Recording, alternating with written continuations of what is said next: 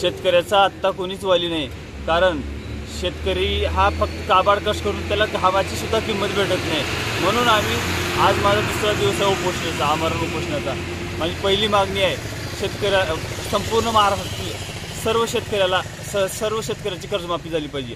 दुसरी मागणी माझी अशी आहे की सोयाबीनला 8,500 भाव मिळाला पाहिजे.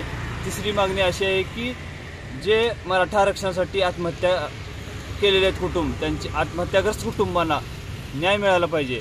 चौथी माझी मागणी आहे की आमच्या तुरोली मतदान प्रकल्पातून सांडेवाटी हजारो लिटर पाणी जाते वाहून. त्याचा उन्हाळ्यामध्ये खूप आम्हाला त्रास होतो शेतकऱ्यांना, शेजारच्या पूर्ण गावांना, परत उमरग्यासारख्या शहराला पाणी पुरवठा होतो. त्याच्यातून विनाकारण मोठ्या प्रमाणात पाणी वाहून जातं आहे.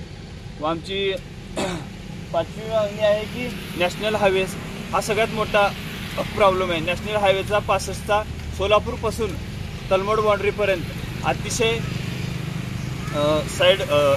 साईड रस्ते म्हणा, पथदिवे म्हणा, बऱ्याच प्रकारे अर्धवट काम राहिलेलं आहे. ब्रिजचं अर्धवट काम राहिलेलं आहे, खड्डे मोठे मोठे पडलेले आहेत आणि यामुळे ॲक्सिडेंटचे प्रमाण मोठ्या प्रमाणात वाढलेलं आहे. ॲक्सिडेंटचं प्रमाण हे मोठ्या प्रमाणात झालेलं आहे. त्याच्यामुळं अनेक तरुणांना, बालवृद्धांना, लहान मुलांना याचा फटका बसत आहे.